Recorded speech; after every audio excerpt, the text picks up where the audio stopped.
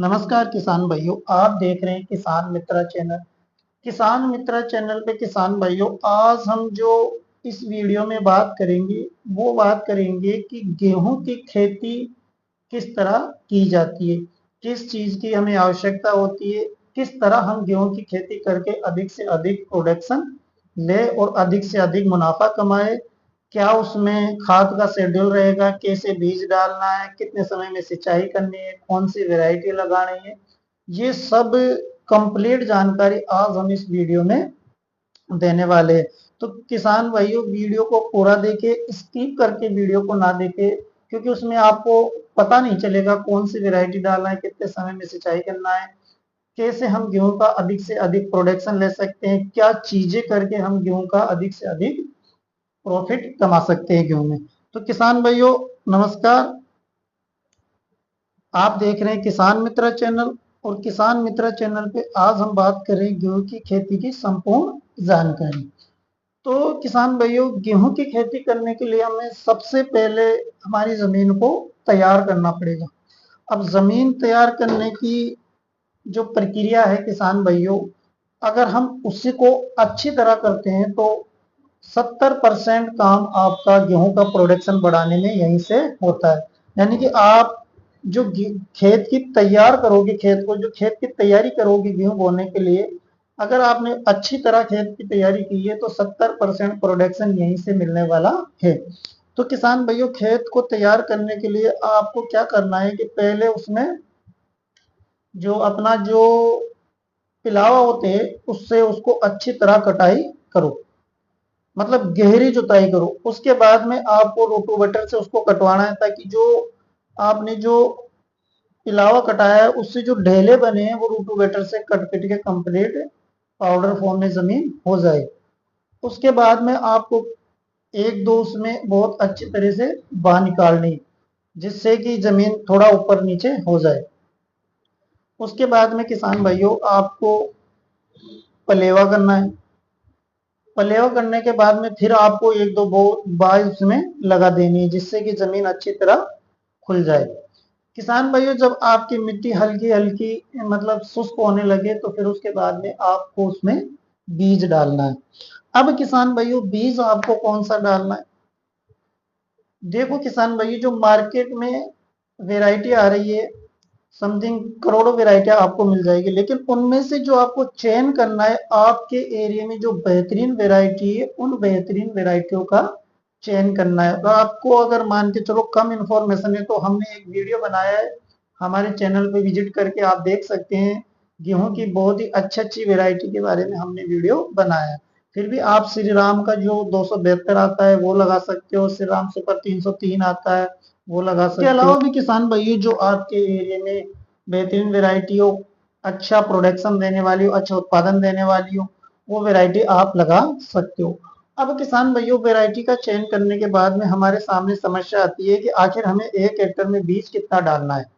तो अलग अलग वैरायटियों की अलग अलग क्वांटिटी है किसान भाइयों। कोई वैरायटी का हमें 1 एकड़ में 40 से 50 kg डालना है, किसी वैरायटी का हमें बहुत कम डालना है। एक वैरायटी आती है जो इजराइल द्वारा निर्मित की गई है किसान भाइयों, बहुत ही जबरदस्त वैरायटी है।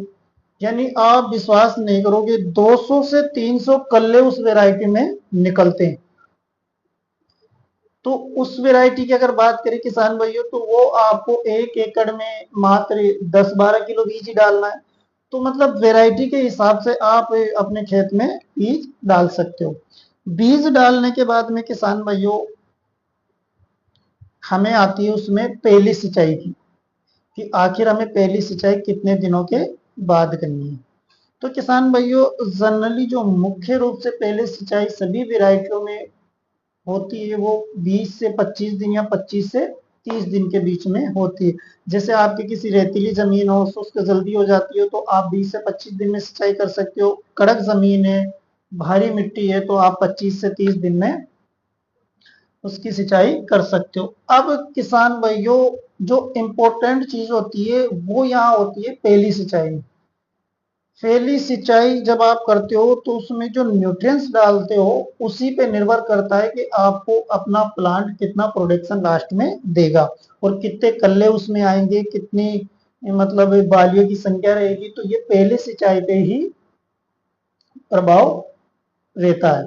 तो किसान भाइयों, जब आप पहली सिंचाई करो तो पहली सिंचाई में आपको 1 एकड़ का डोज हम बता रहे हैं, अगर आपने ये चीजें डाली तो आपको बेहतरीन प्रोडक्शन मिलेगा, बेहतरीन उत्पादन मिलेगा और बेहतरीन आपको चारा भी मिलेगा, यानी कि लेंथ अगर ऊपर जाएगी तो चारा भी आपको अच्छा मिलने वाला है पशुओं के लिए। तो किसान भाइयों, आपको जो पहली सिंचाई करना है, उस पहली सिंचाई में जो आपको डालना है 40 से 50 केजी यूरिया। 1 एकड़ के लिए हम आपको ये डोज बता रहे हैं, तो 40 से 50 केजी उसमें यूरिया हो गया। 5 केजी जो 21% जिंक आता है वो ले लीजिए आप। 5 केजी आप उसमें सल्फर ले लीजिए, 80% वाला, या फिर जो 90% आता है दाने में, कोई सा भी आप ले सकते हो। तीनों को आपको मिक्स करना है और आपको छींटा बीजी से डाल देना है। अब किसान भाइयों, ये आपके प्लांट में फायदे क्या करेंगे? यूरिया आपका जो क्लोरोफिल बढ़ाएगा पौधे का, पौधा हरा भरा दिखेगा। जो हम उसमें जिंक डाल रहे हैं, जिंक जो आपकी जो पीलापन होता है किसान भाइयों गेहूं में, जो खाद की कमी सी दिखती है, कमजोर से दिखता है, उसकी पूर्ति करेगा और उसमें पीलापन हटा देगा, जड़ों का विकास करेगा। और जब आपके दाना आएगा गेहूं में, जो दाना पड़ेगा वो चमकदार पड़ेगा, वजनदार पड़ेगा। ये काम आपका जिंक करेगा। एक आ गया अपना सल्फर। तो सल्फर क्या करता है किसान भाइयों? ये एक फंजीसाइड होता है।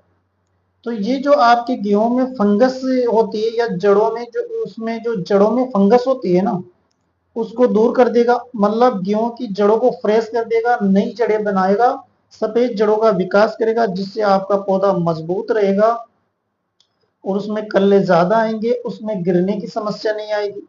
जब लास्ट में होता है ना, जब आप फसल पकाई होती है तो मौसम खराब हो जाता है, हवाएं चलती है तो फसलें गिर जाती है।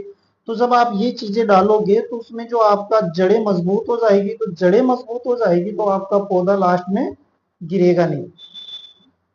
और जब उसमें दाना रहेगा तो वो चमकदार रहेगा, वजनदार रहेगा, क्वालिटी बहुत अच्छी आएगी किसान भाइयों। तो ये 3 चीजों को मिलाकर आपको पहले पानी में डाल देना है।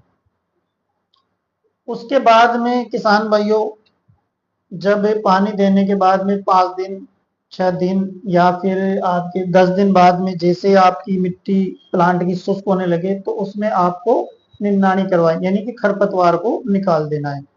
अब खरपतवार निकालने के किसान भाइयों 2 तरीके होते हैं। एक तो आप अपने स्वयं के द्वारा परिश्रम करके, खुरपी द्वारा जो हम खुदाई करते हैं उसके द्वारा आप खरपतवार निकालिए।